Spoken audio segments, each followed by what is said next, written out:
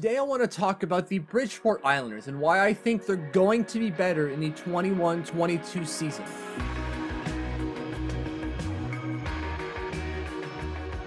Don't forget to hit that subscribe button and head over to Twitter and follow @TLOMitch. That's me. Don't miss any breaking information about Islanders prospects I've yet to cover on the channel. So I've mentioned it a few times already that I think the Bridgeport Islanders are going to be better than they were last year. To be fair, the bar is quite low for the Bridgeport Islanders. Last year, they were the second worst team in the AHL. And if not for that blip at the end of the year, that positive blip, they're definitely the worst team in the AHL. I'm not saying they're going to win their division or they're going to be the best team in the AHL, but I think that their ceiling is quite higher than it was last year. There's two reasons that I think this way. The first one is that blip at the end, that positive blip, at the end of the season in 2021. In the final 7 games of the year, the Bridgeport Sound Tigers won on a 5-1-1 run. It really seemed that Brent Thompson figured something out with his roster and how to better utilize some of the pieces he's got there. And most of those pieces are coming back. And that brings me to my second point.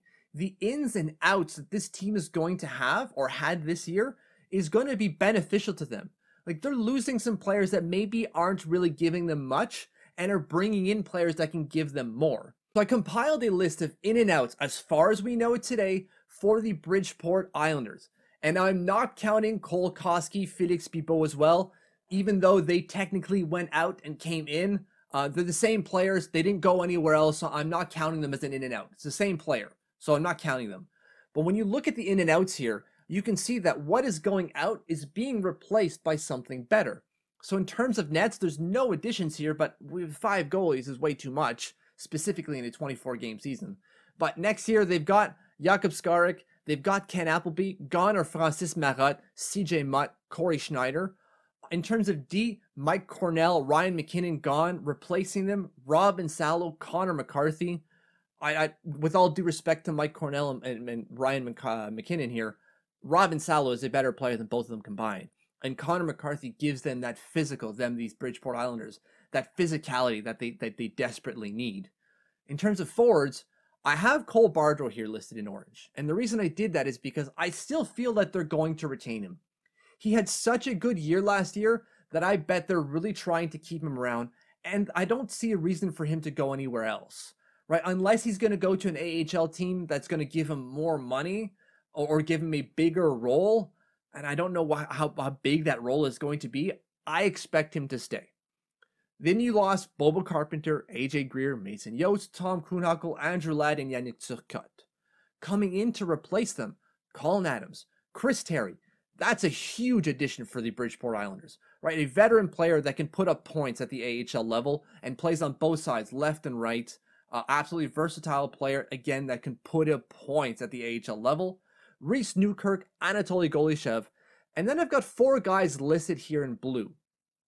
Now, the reason I listed these guys in blue is because they're the leftovers from the NHL squad, right? When you look at them, Dal Cole, Panik, Komarov, and Hickey, they're probably going to be, at least 3 of the 4 are going to be buried in the AHL by the New York Islanders.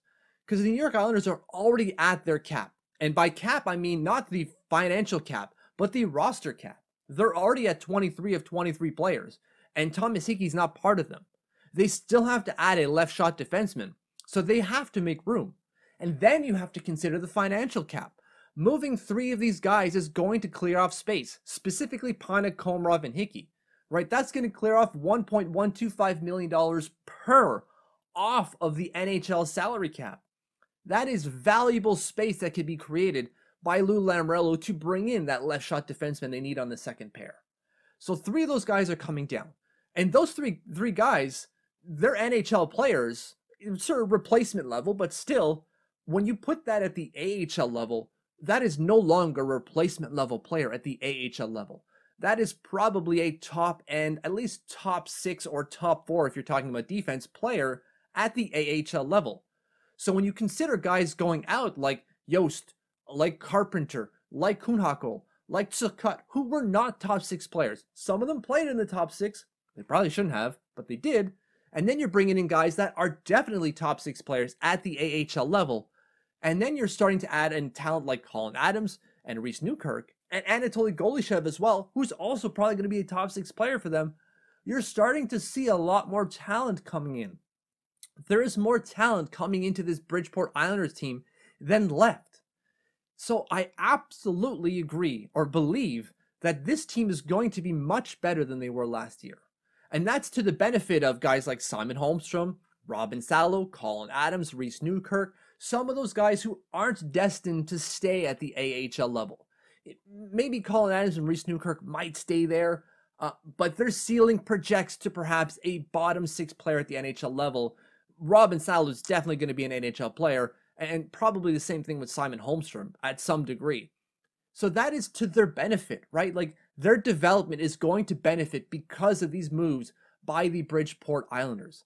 I expect them to be better. They're not going to be the best team in the AHL, but they're going to be probably middle of the pack, which is a big improvement as far as where they were last year. Thank you for watching. Thank you for subscribing. If you don't feel that the Bridgeport Islanders are going to be better, let me know why without saying Brent Thompson lols. Give me something more substantial than that. But again, thank you for watching. Thank you for subscribing. If you haven't subscribed yet, please do so. And if you have, thank you, thank you, thank you.